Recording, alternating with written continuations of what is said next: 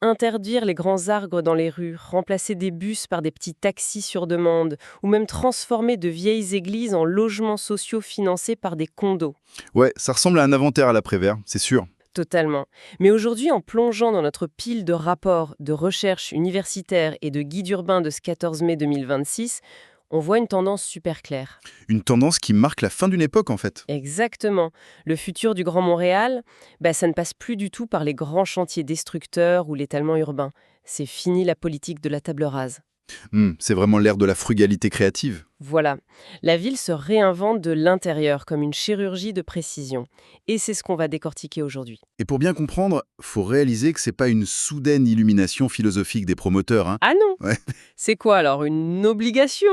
Absolument. C'est une pure stratégie de survie systémique. En ce moment, la métropole est littéralement coincée dans un étau. Entre la pression climatique, la crise du logement et l'inflation galopante, j'imagine. C'est ça. Les coûts de construction rendent les chantiers traditionnels hors de prix. La ville n'a plus l'espace physique ni le luxe financier de s'étaler aveuglement. D'accord. Alors voyons comment cette optimisation extrême se traduit sur le terrain. Et nos sources nous disent de commencer par la base, littéralement, la terre. La forêt urbaine, ouais. C'est ça. On parle de la fin des géants fragiles. Qu'est-ce que ça veut dire au juste? Ouais, pendant longtemps, le rêve montréalais, c'était de planter d'immenses arbres. Les érables argentés, les saules pleureurs, les frênes, des trucs qui montent à 25 mètres. Ouais, c'est magnifique. En quoi c'est un problème? En surface, c'est très beau. Mais sous terre, c'est une menace structurelle massive. Ah, à cause des racines. Exactement. Leurs racines sont super agressives, elles s'infiltrent dans les vieilles conduites d'égout, elles les font exploser et elles détruisent les fondations des maisons centenaires. Ouch! J'imagine que les branches géantes avec les tempêtes, c'est pas génial pour le réseau électrique non plus. Voilà. Et ajoute à ça la grille du frêne qui a décimé une bonne partie de la canopée, donc la stratégie a complètement changé. Ce qui nous amène à la campagne de la Sauverdie, un arbre pour mon quartier. Au lieu de planter des géants, on plante petits et intelligents. Tout à fait. Ils ont déjà planté plus de 34 000 arbres avec 60 essences différentes. Des trucs comme des amélanchiers très adaptés à la densité. Et l'aspect financier est fou. La ville a investi 3,5 millions de dollars. Et le retour sur investissement est immédiat en fait. Genre 4 millions d'économies annuelles, non, hein? Ouais, grâce à la filtration de l'eau, la réduction des îlots de chaleur, ça soulage énormément les infrastructures publiques. C'est brillant. Mais en lisant les documents, un détail m'a frappé. Un jeune arbre planté en ville, ça demande environ 40 litres d'eau par jour. Pendant les 2 premières années, ouais. C'est énorme. Donc on le traite plus comme une décoration, mais comme une vraie infrastructure. C'est un capital biologique qu'il faut maintenir de façon presque industrielle. Ça me fait penser à l'informatique. C'est comme si on remplaçait un énorme ordinateur central super fragile par un réseau de milliers de petits microprocesseurs. Ah, j'aime bien l'analogie. Si un arbre tombe malade, le réseau survit. Mais du coup, est-ce que la nature est devenue une simple équation mathématique? Ben un peu, ouais. Regarde l'université McGill. Ils viennent d'inaugurer de nouvelles installations de 48 millions au campus McDonald's. À Sainte-Anne-de-Bellevue, le 8 mai dernier, j'ai vu ça. C'est de l'ingénierie pure. Et j'ai épluché le rapport là-dessus. Il y a une serre à 7 zones et une fameuse plateforme ECP3 avec des mots comme phénotypage, on se croirait dans un vaisseau spatial. C'est presque ça, hein? Concrètement, c'est quoi? On scanne des tomates au rayon X? Pas loin. Le phénotypage, c'est observer comment une plante réagit physiquement à un stress. Au lieu de juste attendre qu'elle meure dans un champ. Exactement. Ils utilisent des lasers, des caméras thermiques pour scanner la plante en temps réel pendant qu'ils simulent des canicules extrêmes. Donc, on trouve les espèces qui survivront au climat de demain. C'est littéralement pour protéger notre panier d'épicerie. C'est un laboratoire vivant pour la sécurité alimentaire. La biologie optimisée à l'échelle moléculaire. Super intéressant.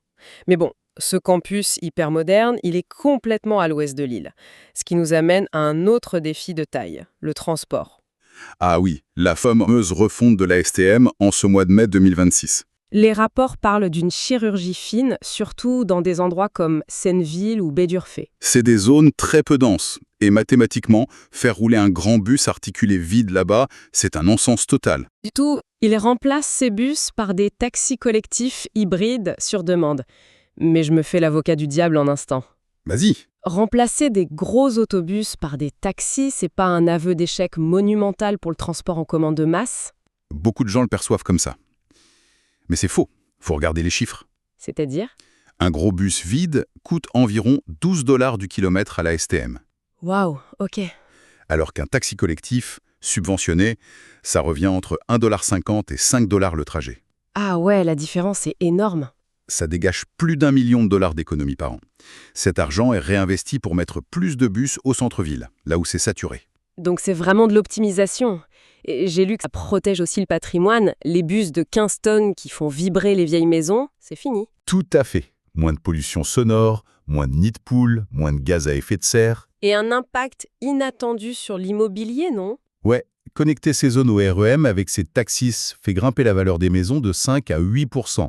On adapte le véhicule à la densité réelle. Au lieu de forcer la ville à s'adapter aux gros bus. Et cette logique s'applique aussi sur la rive sud, avec la promenade fluviale. Entre Sainte-Catherine et Saint-Lambert, ouais. Ils asphaltent l'ancien sentier de poussière de pierre pour les championnats du monde de cyclisme de l'UCI en septembre. Et c'est l'excuse parfaite pour créer une véritable autoroute cyclable intégrée au réseau vélo métropolitain. Les fameux 1600 km de voies connectées. Exactement. Ça démocratise l'accès au fleuve et ça attire les jeunes familles qui veulent se passer de la voiture. Donc on optimise la nature, on optimise le mouvement. Et c'est là qu'on arrive au patrimoine bâti. Et là, c'est fascinant. L'époque où on démolissait tout au bulldozer est révolue, c'est clair. Nos sources donnent l'exemple du couvent des Franciscains, dans Rosemont. C'est un cas d'école impressionnant. Un immense complexe abandonné géré par l'organisme Entremise. Il parle de frugalité créative. Moi, ça m'a fait penser à un don d'organes à l'échelle de la ville. Un don d'organes. Comment ça? Le chirurgien sait qu'il ne peut pas sauver tout le corps. Alors, on démolit ce qui est irrécupérable, comme l'infirmerie, mais on garde le cœur sain, le vieux cloître de 1914. Et on le greffe au centre d'une nouvelle communauté? C'est une excellente image. Mais pour que la greffe prenne, ils font du recyclage extrême.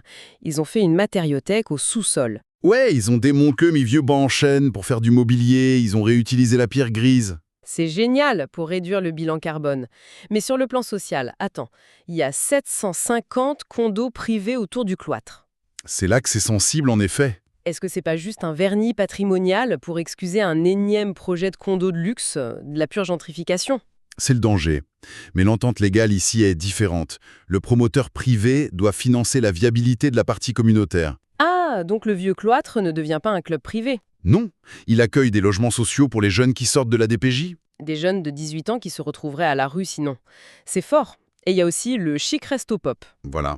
Et historiquement, c'est dans ce couvent que l'intellectuel Pierre Vallières a séjourné dans les années 50. Donc on préserve à la fois l'histoire intellectuelle et le tissu social. Et c'est payant.